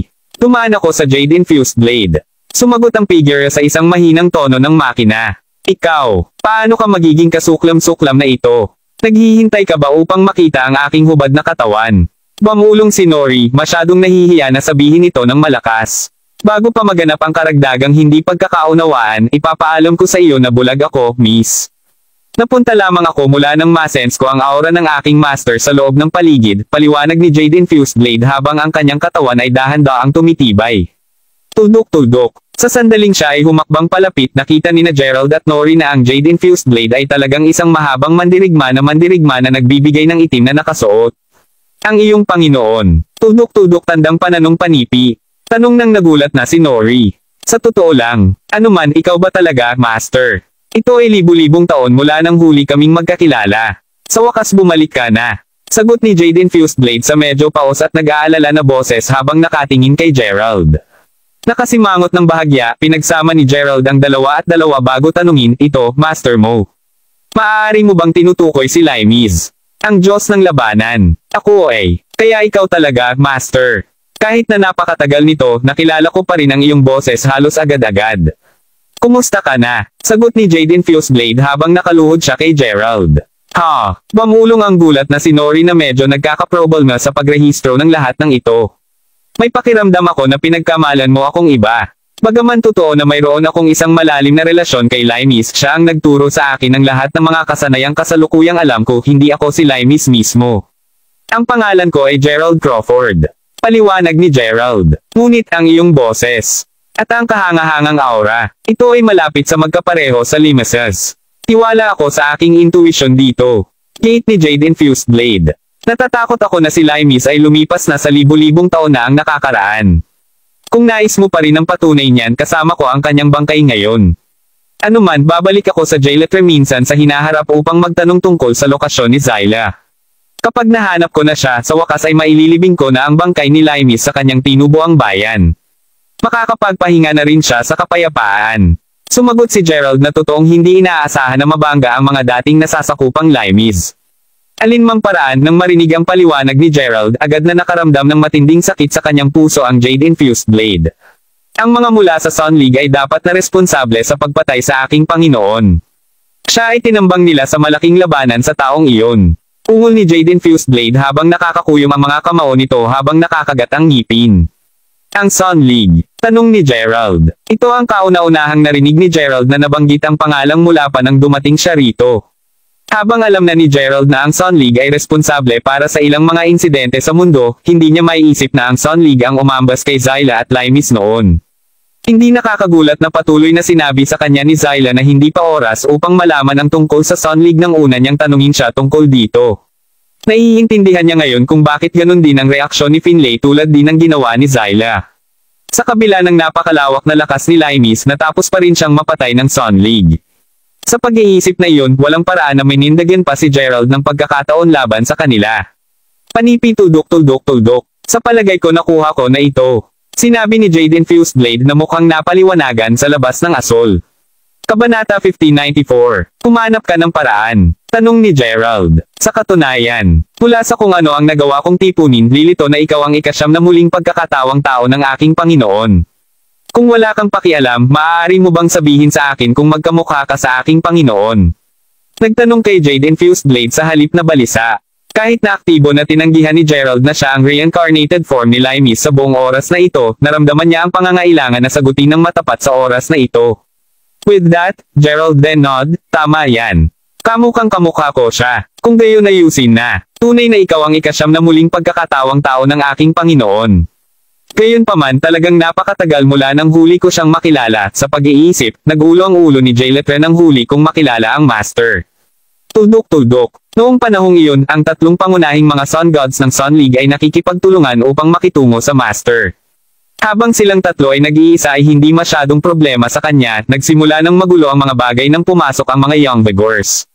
Mabilis na napahalata na ang mga Young Vigors at ang Sun Gods ay nagplano na sumali sa mga puwersa, bago pa ang kanilang laban kahit nagsimula, upang matiyak na bumaba ang Panginoon. Nakalulungkot, bumana ang kanilang plano at sa huli ay matagumpay silang talunin siya. Bago siya umalis, sinabi sa akin ng Master na manatili dito hanggang sa umutos kung hindi man. To think that I'll really be met to his reincarnated form after all this time. Ito ay dapat talagang maging kalooban ng Diyos. Idineklarang Jade-Infused Blade nang pinakawalan niya ang isang mahabang buntong hininga. Kasunod nito, biglang lumuhod si Jade-Infused Blade. Kotowang bago si Gerald pagkatapos ay sumigaw siya, mangyaring Master. Pahintulutan akong bumalik sa iyong tabi. Panipi tuldok. Iyon ungol ni Gerald na medyo nag-aalanggen. Pagkatapos ng kaunting pagninilay, idinagdag ni Gerald, ang sasabihin sa katotohanan, hindi ako masyadong sigurado kung ako talaga ang reincarnasyong form ni Limes. Tuldok. Gayunpaman, naniniwala ako na nagbabahagi kami ng parehong layunin na ang katotohanan na kami ay kapwa umaasa na muling pagsamahin ang bangkay ni Limes kay Zyla bago siya ilibing ng mabuti. Sa nasabing iyon, sa palagay ko mas makakabuti kung mananatili tayong bawat kumpanya sa aming paraan doon. Oo. Salamat sa paglagay mo sa akin, Panginoon. Sagot ni Jade-Infused Blade bago mabilis na muling kumunot. Sa pagsasalita nito, kahit na narito ako ng higit sa isang buwan ngayon, mayroon pa rin akong ilang pag-aalinlangan tungkol sa isang bilang ng mga insidente, Jade-Infused Blade. Tuldok. Una, kahit na ikaw ay isang multo, masasabi ko na nakamit mo na ang rango ng isang ikasyam na rango na Chakra King. Sa pag-iisip na iyon, nagtataka ako kung maibabahagi mo kung anong antas ng pagsasanay ang mayroon si Limes sa kanyang rurok. Nais ko ring malaman ang totoong antas ng lakas na taglay ng tatlong pangunahing mga Sun God. Sabi ni Gerald. Sa gayon, ang Master ay nagawang ipasok ang maalamat na Zirion Realm bago ang kanyang pagkamatay. Siya ay isang literal na Diyos sa yugtong iyon kahit na ang tatlong mga Diyos na araw ay nakapagpasok din sa nakakatakot na larangan din. Dahil dito, pantay na naipareha sila sa kanya. Habang nasa paksa kami, payagan akong ipaliwanag ng kaunti tungkol sa isang alamat sa Jayletre. Ang alamat mismo ay pinapaunta sa pangalan ng The Garius God at umiikot ito sa isang Garius Temple. Upang mapabilis ang mga bagay, kung ano ang mahalagang nais kong ibahagi ay ang katunayan na 5 tao ang pinamamahalaang pumasok sa Zirion Realm. Bagaman pinasyahan ng 5 ang Jayletre, palaging tinitiyak ng Sun League na itago ang katotohanan iyon mula sa iba. Pagkatapos ng lahat, nakipag-alyansa sila sa tatlong pangunahing mga Diyos ng Sun, at sila, sa lahat ng mga tao, ay alam kung anong uri ng kalupitan ang nagawa nila upang mas masanay pa ang kanilang sarili. Kita mo, upang mapalago ang kanilang pagsasanay, pinino nila ang panlalaki na aura ng mga nagtataglay ng mga katawang Triton sa mundo. Iyon ang dahilan kung bakit palaging hindi nakikipag-usap ang Master sa kanila habang siya ay nabubuhay pa. Paliwanag ni Jade-Infused Blade. Nakikita ko, sagot ni Gerald, sa wakas nakikita ang mas malaking larawan. Kaya't kung bakit may mga alamat tungkol sa Sun League sa mundo. Tulad ng nangyari, sa libu-libong taon, ang mga mula sa Sun League ay nagpunta sa mundo upang makuha ang iba, upang mapinaw lamang ang Triton Chi ng mga taong iyon. Sa pag-iisip na iyon, ipinaliwanag ngayon na ang parehong Peter at Mila ay simpleng bahagi ng prosesong iyon. At kumusta naman ang mga Young Vigors? Ano pa ang nalalaman mo tungkol sa kanila? Gayon din, pamilyar ka ba sa mga Quartermain sa Jailetra? Tanong ni Gerald. Si Jessica ay nasa pag-unawa pa rin ng Quartermains at hindi man sigurado si Gerald kung buhay pa ba ang kanyang kapatid sa puntong ito. Ang mga Quartermain ay nagdala ng labis na pagdurusa hindi lamang sa kanya kundi pati na rin ng kanyang mga magulang at mga disipulo. Tuldok-tuldok. Ang pag-iisip lamang tungkol dito ay nagalit ng husto kay Gerald. Sa gayon, ang mga Quartermain ay isa sa mga pangunahing pamilyang masunurin sa Sun League. Sa nasabing iyon, ang pamilyang iyon ay palaging nakikita bilang isang Panginoon ng mga uri sa Jailetra. Tuldok-tuldok. Anuman, nakagalaw sila sa pagitan ng tatlong daigdig na may halos anumang sagabal mula noong sila ay tumulong ng isang labis na malakas na tao, na may ranggo ng isang Diatera, sa kanilang panig. Ang taong iyon ay unang lumitaw sa harap nila mga 800 taon na ang nakakalipas, at upang ipaalala lang sa iyo, ang Diatera Realm ay pangalawa lamang sa Zirion Realm, tungkol naman sa mga Young Vigors. Nasasaktan ako na sabihin ito, ngunit ito ang iyong pamilya sa dati mong buhay. Noon, kahit na ang titulo mo sa Jailetra ay Limes God of Battle, ang iyong totoong pangalan ay Limes Young Vigor. Anuman, ang mga Young Vigors noon ay totoong nasa kasuklam-suklam na estado, at ang lahat ay dahil sa isang solong babae na may pangalang Yadvi Macer. Siya ang nagmamahal ng Master sa kanyang buhay hanggang sa huli ay nahulog siya kay Zyla. Si Yadvi ay isang mabisyo na babae, at ginamit niya ang lahat ng mga pamamaraan upang makontrol ang parehong banal na hari ng palasyo pati na rin ang pamilya na itinatag ng aking Panginoon, ang mga Young Vigors. Sa katunayan, nakipagtulungan pa siya sa Sun League. Kung ang babaeng nagsisinungaling na iyon ay hindi nakakuha ng tiwala ng Master bago lason siya sa lahat ng mga taon na ang nakakaraan, walang paraan na magwawakas siya laban sa tatlong kalunos-lunos na pangunahing mga Sun God. Sa kabutihang palad, nagawang isave siya ni Miss Lockland at sa loob ng isang panahon, tumakbo sila sa buong lugar upang maghanap ng kanlungan. Sa kasamaang palad, sa huli, sumuko pa rin ang Master sa mga masasamang pamamaraan ng beach na iyon. Hindi lamang iyon, ngunit ang direktang mga inapo ng aking Panginoon ay lahat na inilabas ng parehong Sun League at Yadvi. Ipinaliwanag ang Jade-infused blade ang kanyang malalim na sama ng loob na kasing linaw ng araw. Kasunod nito, binigyan si Yadvi ng pamagat ng mga Edite Gods para sa pamamahala upang makontrol ang mga Young Vigors pati na rin ang banal na hari ng palasyo. Sa pag-iisip na iyon, mananatili siya bilang isa sa ilang pangunahing mga puwersa na natitira sa Jailetra. Tulad ng para sa aking sarili, isa ako sa 10 tagapag-alaga ng banal na King Place noong nabubuhay pa ako. Bago pumanaw, nagawa kong pumasok sa Sage Realm at sa palagay ko iyon ang dahilan kung bakit mapapanatili ko pa rin ang aking esensya sa espiritu noong nakaraang kamatayan. Anuman, ang beach ng isang Edite God na iyon ay nawala din pagkatapos ng natitirang mga tagapag-alaga. Habang ang ilan sa kanila ay namatay, ang ilan sa kanila ay nakatakas sa kanya. Paliwanag ni Jade-infused blade. Alinmang paraan, ang buong buhay ng Master ay puno lamang ng pangamba. Pagkatapos ng lahat, hindi lamang siya ang sinaktan at pinagplanuhan ng kanyang unang pag-ibig, ngunit pagkatapos na siya ay naiisa sa kanyang tunay na pag-ibig, hindi siya maaaring makasama ng matagal. Ang beach na iyon ng isang Edite God ay dating pinakamalapit na tao sa kanya. To think na masasaktan niya siya ng ganun kalala. Limes, ang iyong kamatayan ay talagang hindi sulit. Idineklara ni Gerald, isang matinding puot sa kanyang puso. Sa ilang kadahilanan, matapos marinig ang lahat ng sinabi ng Jade-infused blade, naalala ni Gerald ang mga sulyap sa mga pangyayaring iyon. Para bang naranasan niya ang mga insidente para sa kanyang sarili. Kabanata 1595. Sa katunayan, sa pagsasalita ng alin, maaari kong malaman kung bakit ka napunta rito, Panginoon. Gayon din, sinabi mo na si Miss Lockland ay kasalukuyang nasa mundo ng tao, tama. Tinanong ni Jade-infused blood na kumukawing pa rin bago si Gerald. Siya ay, gayon pa man, umiiral lamang siya bilang isang labi ng kanyang kaluluwa sa mundong iyon. Nakalulungkot na sapat, hindi ako sapat na malakas sa oras ng sundan kami ng King of Judgment Portal. Dahil hindi ko pa napoprotektahan ang sarili ko, nagsilbi si Zyla bilang isang nakakaabala sa pamamagitan ng pag-akit sa King of Judgment Portal na palayo. Matapos ang pangyayaring iyon, hinanap ko siya sa malayo at malawak sa mundo. Sa kasamaang palad, wala akong nahanap na mga pahiwatig kung saan siya maaaring pumunta. Sa pag-iisip na iyon, nagkaroon ako ng kutob na posibleng bumalik siya sa Jailetra. Kung bakit ako narito, maaari mong sabihin na ang pagbabalik kay Limes kay Zyla ay isa sa aking mga kadahilanan. Ang iba pang dahilan kung bakit ako napunta dito ay dahil ang aking kapatid na babae ay nakuha ng mga Quartermain. Naghihirap siya ngayon kaya kailangan kong iligtas siya. Gayunpaman, upang makaligtas kahit sapat, kailangan ko munang hanapin ang Primo Koros upang matulungan akong makapasok sa Sage Realm.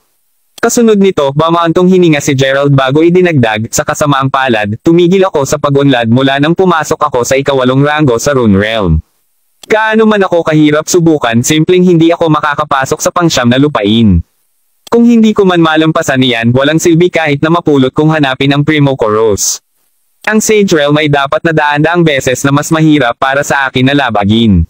Ang isyong ito ay matapat na sinasaktan ng isipan ni Gerald mula nang tumuntong siya sa paglalakbay na ito. Mas mabuti na huwag kang maging naiingip, Master. Inaasahan kong naaalala mo na ang pagtahak sa landas ng pagsasanay ay lumalabag na sa natural na kaayusan. Sa nasabing iyon, mas madaling sabihin kaysa gawin para sa isa na pumasok sa pangsyam na ranggo, kahit na sigurado akong alam mo na kung gaano kahirap ang sagabal.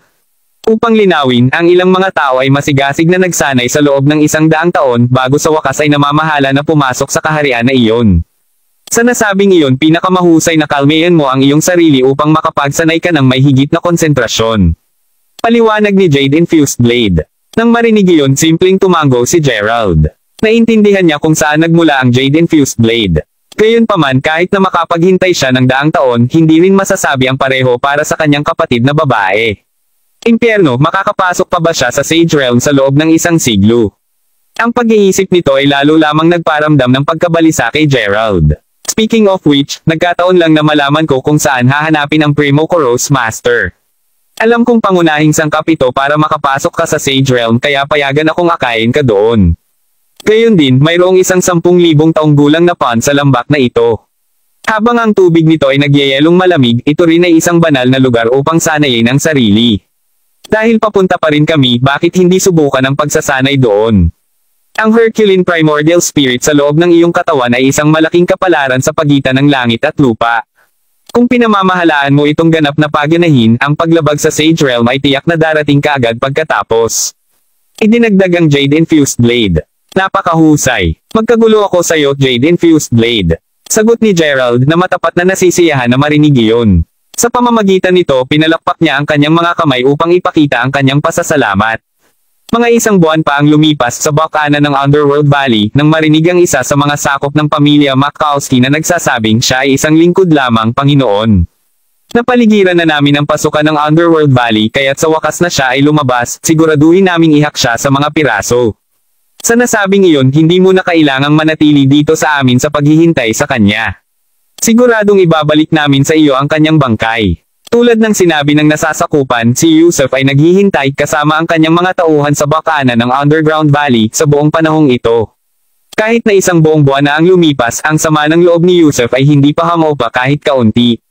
Kung sa bagay, niloko siya ni Gerald hindi 1 beses ngunit 2 beses. Halos pinatay siya ni Fezremos noon din. Ang lahat ng ito ay labis na nakakahiya para sa kanya. Sa pamamagitan nito, nanumpa siyang papatayin niya si Gerald gamit ang mismong mga kamay niya kung ito ang huli niyang ginawa. Narito, hindi kita sinusubukang ibagsak o ano paman, ngunit walang simpleng paraan na kayong lahat ay talunin siya. Basta alam mo, ang binatang iyon ay nagtataglay ng isang bagay na napakahalaga sa kanyang katawan. Pagkatapos ng lahat, sa kabila ng pagiging bata pa niya, sumailalim siya sa napakalawak na pagsasanay. Sa pag-iisip na iyon, hindi ko maaaring pakawalan ang anumang bagay na magkamali. Tiyak na papatayin ko siya ng personal. Ungol ng galit na Yusuf bilang tugon. Panipi tuldok. Nakikita ko pa rin ang kabataan na iyon. Ang kanyang pagtitiis ay iba pa. Pagkatapos ng lahat, hindi siya lumabas mula sa lambak sa 1 buong buwan. Ungol ng sabik na subordinate. Manalo ka. Sa maipapalagay kong nahanap na niya siguro ang Primo Koros. Sa palagay ko ay kasalukuyang inaalok niya lamang ang kanyang oras sa paggaling niya. Kahit na ganoon, tiyak na lalabas siya maaga o huli. Pagkatapos ng lahat, ang karamihan sa Underground Valley ay napapaligiran ng isang nakakalaso na miasma. Sa nasabing iyon, ang pasukan na kasalukuyang hinaharang namin ay dinangligtas na paglabas para sa kanya. Hanggat patuloy kaming naghihintay dito, tiyak na lalabas siya. Pangutya ni Yusuf. Ang pangalawa ay natapos ang kanyang pangungusap, naramdaman ni Yusuf na bahagyang kumulo ang mga eyelids niya. Ang isang figure ay biglang makikita na naglalakad palabas ng lambak. Tuldok. Napairap ang kanyang mga mata, napunta sa pagtawa si Yusuf nang sa wakas ay napagtanto niya kung sino ang taong iyon. At dito ko naisip na namatay ka doon o kung ano. Kaya, buhay ka pa rin. Pangungutya ni Yusuf habang nakatitig sa dahan-daang papalapit kay Gerald. Oh, gusto mo bang patay na patay ako? Sagot ni Gerald na may mahinang ngiti. Ikaw ay bastard. Upang isiping lalabas ka lang doon ng walang katuwaan. Ungol ni Yusuf bago isiwalat ang isang ngiting nakakalungkot sa gulugod. Gayunpaman, isang segundo, natagpuan ni Yusuf ang kanyang sarili na dahan-daang nakataas ang isang kilay. Kaya tila hindi ko naintindihan ang aking paunang pagpapalagay. Talagang nagawa mo ang isang tunay na napakalaking paglukso sa pagpapabuti sa loob lamang ng isang buwan. Ungol ni Yusuf na bahagyang hindi makapaniwala. Umiling, sinabi ni Yusuf, lumilitaw na kung hindi kita papatayin ngayon, tiyak na mas malakas ka kaysa sa akin sa susunod na magkita tayo. Kabanata 1596. Kasunod nito, maririnig ang isang paputok na tunog. Ang lahat ay nakamasid lamang sa kanyang mata dahil ang lahat ng mga nakapaligid na dahon ay nagsimulang magtipon sa harap ni Yusuf, partikular sa harap ng kanyang dibdib. Tuldok-tuldok. Ang mga dahon pagkatapos ay nagsimulang magbabola at sa sandaling ang butas ng mga dahon ay sapat na malaki, si Yusuf ay nagtungo sa unahan, gamit ang kanyang dibdib upang ilunsad ang bola ng mga dahon pasulong. Sa sandaling iyon, naririnig ang isa pang tunog na paputok habang ang orb ng mga dahon ay mabilis na lumipad kay Gerald na mahirap itong makita ng maayos. Bilang tugon, ipinuwesto ni Gerald ang kanyang mga daliri sa isang pormasayo ng espada bago idineklara sa kanyang isipan, pumunta ka, Stormforged Blade. Kagad pagkatapos, pinitik ni Gerald ang kanyang mga daliri sa direksyon ng orb na binaril ang isang talam ng ilaw sa pagganti. Ang pagsabog sa pagsabog ay naganap habang ang dalawang pag-atake ay lumipad patungo sa isa't isa. Tuldok-tuldok. Hanggang sa wakas, ang malaking bola ng mga dahon ay hiniwang malinaw sa dalawa na lumilikha ng pinakamalakas na pagsabog. Ang bawat naruroon ay makakagawa lamang ng ilang hakbang pabalik sa kanilang pagkabigla, lubos na natigilan ng sobrang dami ng lakas na ngayon lamang nila nasaksihan. Ungol ng ngayon na nataranta na Yusuf. Ang batang lalaki na iyon, paano niya haharapin ang kanyang pinakamalakas na atake ng mahinahon? Ikaw, naipasok mo na ang ika-9 na ranggo ng Rune Realm. Paano ito posible? Kailan mo pa nagawa ang tagumpay? Tanong ni Yusuf sa kanyang hindi makapaniwala. Kahapon lang, tabi, medyo matapat. Medyo matagal na mula nang tumigil ang aking pagsasanay sa pang-8 na ranggo, alam mo ba? Upang maisip na sa wakas makakayanan ko ito. Sagot ni Gerald na may mahinang ngiti. Ikaw, hindi mo magagawang gawin ito nang walang panlabas na tulong. Sagot ni Yusuf, hindi pa rin makapaniwala sa lahat ng ito. Totoo sa mga salita ni Yusuf, nagawa lamang ni Gerald na masira ang pang-9 na ranggo ng Rune Realm sa tulong ng malamig na pond. Gamit ang pampasigla mula sa pond bilang karagdagan sa maraming banal na espiritu dito, si Gerald ay totoo na nakarating sa susunod na ranggo ng maayos. Kung siya ay magiging ganap na matapat kahit na si Gerald ay hindi inaasahan ng mabilis na mga resulta. Anuman, talagang hindi masyadong masigasig si Gerald sa pakikitungo kay Yusuf sa ngayon dahil maraming mga tao mula sa pamilya ng Makowski na naroroon. Sa pag-iisip na iyon, sinabi ni Gerald pagkatapos paumanhin, Yusuf, ngunit mayroon pa akong ilang mga usaping haharapin. Sa nasabing iyon, natatakot ako na hindi natin matutukoy ang isang nagwagi ngayon. Siguraduhin, tiyak na hihahanap ako sa iyo kapag tapos na ako sa lahat. Aalis na ako ngayon. Kasunod nito, tila kumurap sandali ang katawan ni Gerald bago tuluyang nawala. Pagkatapos niya, sumigaw ng ilan sa mga alagad ng pamilya Makowski. Bago pa man sila makagawa ng galaw, gayon pa man, itinaas ni Yusuf ang kanyang kamay bago sumigaw, tumigil ka.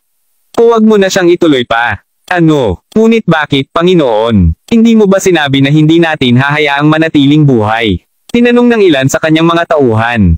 Manalo ka. Kung nag-iisa siya, tiyak na makitungo ako sa kanya. Gayunpaman, tila may isang pambihirang tao na tumutulong sa B***star na iyon. Wala sa inyo ang maaaring nakapansin sa kanya, ngunit maramdaman ang kanyang presensya. Sa nasabing iyon, kakailanganin nating makitungo sa dalawang napakalakas na kalalakihan, na kapwa nakapasok sa pang-9 na ranggo ng Rune Realm, kung ipagpapatuloy natin ang paghabol sa kanya. Iyon ay isang bagay kahit na kailangan kong aminin na hindi namin kakayanin.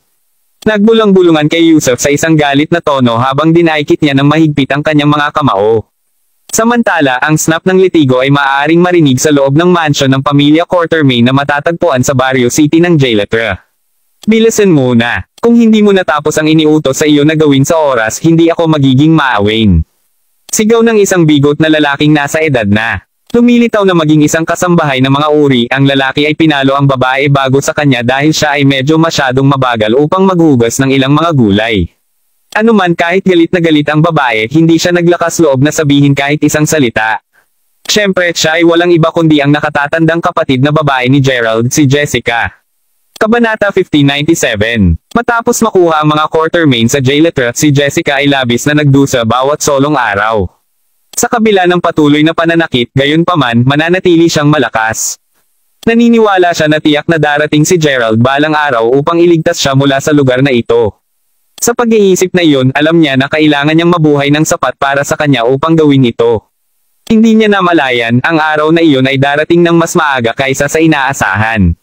Kung tutuusin, si Gerald ay nasa Jailetra na at ipinagpaliban pa niya ang laban nila Joseph mula nang unahin niya ang pag-save sa kanyang kapatid.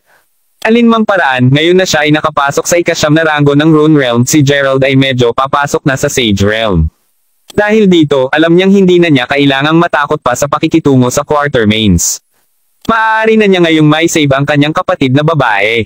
Hindi nagtagal bago dumating si Gerald sa Barrio City. Ngayon nag-iisa at nagbigay ng isang mahabang balabal, dahan-dahan na lumusot sa mga kalye ng lungsod si Gerald. Sa buong kalye, nakita ni Gerald ang marangyang bihis na mga tao saan man. Tulad ng nangyari, ang mga nakatira dito ay mukhang mayaman. Tulad ng pagdaan ni Gerald ng dalawang mayamang batang tagapagmana, narinig niya ang mga ito na nagsabi ng isang bagay na agad na nakuha ang kanyang pansin. Sabihin, narinig mo na. Ang batang Panginoon ng pamilyang Quartermain ay nagsasagawa ng kanyang kaarawan sa Featherlight Pavilion. Oh, tapos ano pa ang hinihintay natin? Bilisan natin at tingnan natin ang ating sarili. Kaya ang batang Panginoon ng pamilya Quartermain ay nag-host ng isang partido, hindi ba? Ito ay mahusay. Habang si Gerald ay paunang nagplano na magtungo diretso para sa mansyon ng Quartermain, ngayon na siya ay nabunggo sa isang perpektong senaryo, tiyak na papayagan ni Gerald ang batang Panginoon ng pamilyang Quartermain na manguna sa kanya. Dahil sasama pa rin siya sa planong ito, marahil ay magkaroon ng pagkakataong magpakita si Gerald ng kaunting regalo sa mga Quartermain sa pagtagpo sa kanila, pagbabago sa likod ng dalawang mayamang tagapagmana. Pagkatapos ay nagpatuloy si Gerald sa pag-iisip tungkol sa kanyang susunod na hakbang habang sinusundan niya ang duo sa Featherlight Pavilion. Tuldok-tuldok. Pagdating, natural na walang isyo para kay Gerald na tumalon sa mataas na pader ng pavilion at pumasok sa likurang pintuan. Maingat na dumaan sa malalaking bulwagan ng hindi nag-iingay, nagawa ni Gerald na madulas hanggang sa napansin hanggang sa nakapak na hall ng banquet. Mula sa nakikita ni Gerald, ang karamihan ng tao ay binubuo ng karamihan sa mga mayamang tagapagmana sa lungsod ng baryo habang ang iba pa ay iba pang prestihiyoso at makapangyarihang tao. Habang pinag-aaralan niya ang dami ng tao, narinig niyang may biglang sumigaw, narito ang Young Master Yesern. Kasunod nito, ang marangyang bihis na batang Panginoon ng pamilyang Quartermain, si Yesern Quartermain, ay lumabas mula sa likod ng isang kurtina habang tinititigan niya ang karamihan sa pamamagitan ng kanyang salaming pang-araw. Nakatayo sa kanyang tagiliran ay may dalawang lalaking matigas ang hitsura at may kulay balat na mga lalaki na may mga frigid expression sa kanilang mukha. Sa pagtingin sa kanila, nasabi na ni Gerald na sila ang mga personal na bodyguard ni Yesern. Pagkatapos ng lahat, ang duo ay kailangang pumasok kahit papaano sa pang-apat na ranggo ng Rune Realm sa kung gaano sila katindi. Sa totoo lang, napansin na ni Gerald na magkakaiba ang mga bagay dito sa Jailetra. Pagkatapos ng lahat, ang pambihirang malalakas na tao ay tila naging pamantayan dito, at hindi lahat na hindi pangkaraniwan na makita ang mga nagawang pumasok sa Rune Realm. Ito ang dahilan kung bakit misteryoso at napakalakas na lugar si Jailetra. Anuman ang Young Master Quartermain mismo ay simpleng pangsyam na ranggo na Panginoon. Sa madaling salita, hindi pa siya nakapasok sa Rune Realm. Hindi iyon ang mahalaga kay Gerald. Sa kanya, ang mga taong ito ay magiging wala kundi mga bangkay maaga o huli pa rin. Anuman ang kaso, ang hitsura ni Yesern ay tumahimik sa buong banquet hall. Walang sino man ang naglakas loob na mapahamak ang mga Quartermain kaya't simpleng nakatingin sila ng tahimik sa nagbabantang batang Panginoon. Sa pagtingin sa karamihan sa mga tao sa harap niya, sumigaw si Yesern ng mga kababaihan at Ginoo. Maligayang pagdating sa aking kaarawan. Pretuhin ko ito ngayon kaya siguraduhin na masisiyahan kayo ng buo. Panipi. Kabanata 1598. Nang marinig iyon, lahat ay agad na sumigla. Si Gerald naman ay tahimik na nanatiling low profile sa isang madilim na sulok ng banquet hall. Sa kanya, ngayon ay hindi isang araw para sa pagdiriwang ng kaarawan ni Yesern. Sa halip, nakita ni Gerald ngayon bilang araw ng seremonyang pang-alaala ni Yesern. Pinapanood habang ang lahat ay nagpatuloy na nahuhulog sa kasiyahan ng mga pansariling kasiyahan at pag-inom, hindi rin namalaya ni Yesern na isang malaking panganib ang darating sa kanya. Tuldok-tuldok. May kasabihan na dati nang narinig ni Gerald na bagay sa gagawin niya sa isang katangan. Mahalaga, ang pagtatapos ng partido ay palaging ang pinakamahusay na oras para sa isa upang matapos ang kanilang negosyo. Habang iniisip niya yon, sinigurado ni Gerald na nakababa ang kanyang hood bago tumalon sa hangin. Makalipas ang isang segundo nang mapanood ng lahat na naroroon ang isang taong may magandang hitsura na bumaba mula sa kisame ng banquet hall. Bago lumapag sa isa sa mga hapagkainan. Nagulat sa lahat ng ingay at ang katunayan na ang hapagkainan ay nahati na sa kalahati, ang mga nakapaligid na panauhing nakaupo doon ay mabilis na tumakbo sa takot.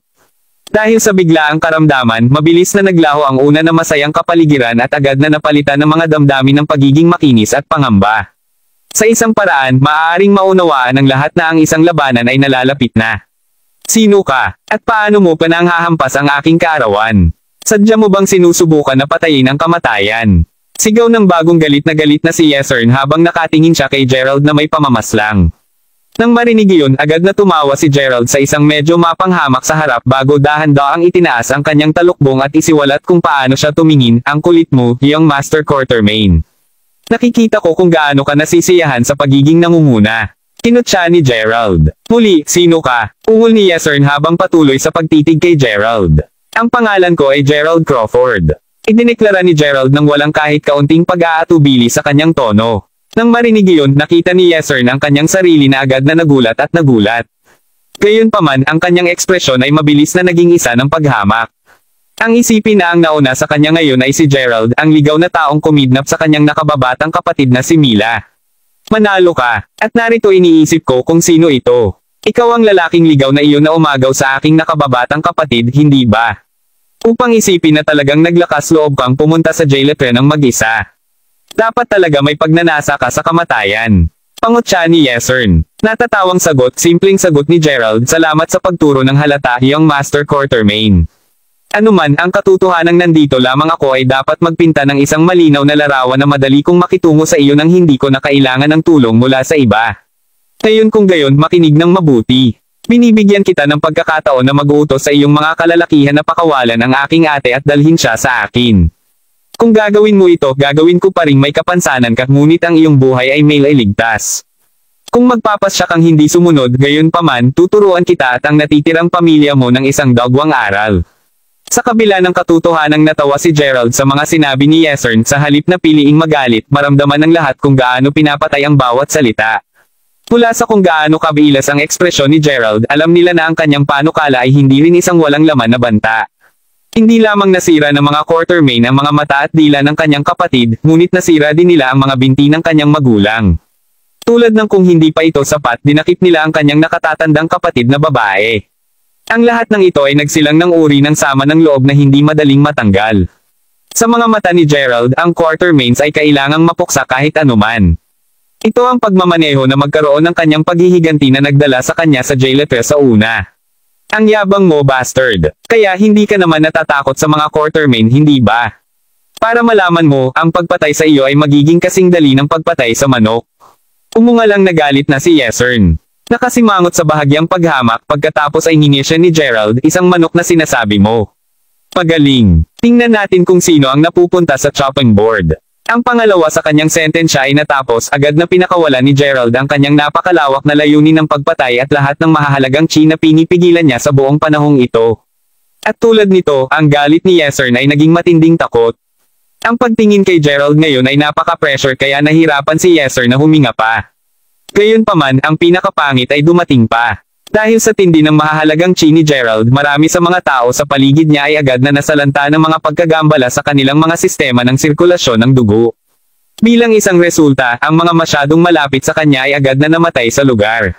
Ito, syempre, natural. Pagkatapos ng lahat, walang ordinaryong tao ang makakalaban sa mahahalagang chi na pag-aari ng isang ikasyam na ranggo na Chakra King.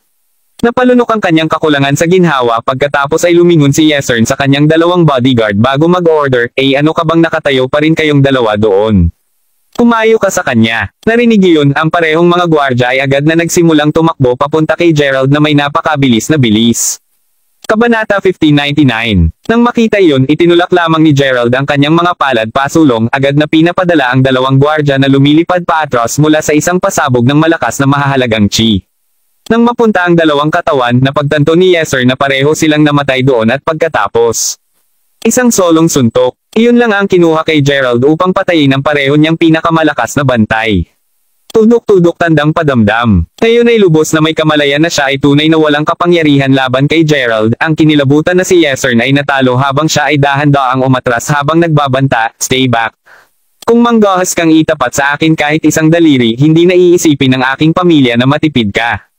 Bagaman alam ni Yesern na malapit na ang kanyang kamatayan, sinusubukan pa rin niyang gamitin ang Quatermains upang bantayin si Gerald. Kung sa bagay, si Gerald ay dumating na mag-isa upang makitungo sa kanyang pamilya. Sa sobrang pagiging walang ingat niya, sigurado si Gerald na maging isang hindi maramdamang tao na posibleng mahulog sa kanyang mga banta, tama ba? Ang pag-asa ni Yesern para sa isang senaryong iyon ay nagpatunay na siya ay talagang pipi bilang isang post. Sa takot ni Yesern, nagsimulang maglakad sa kanya si Gerald na kamukha ng isang umuusbong na Diyos ng kamatayan.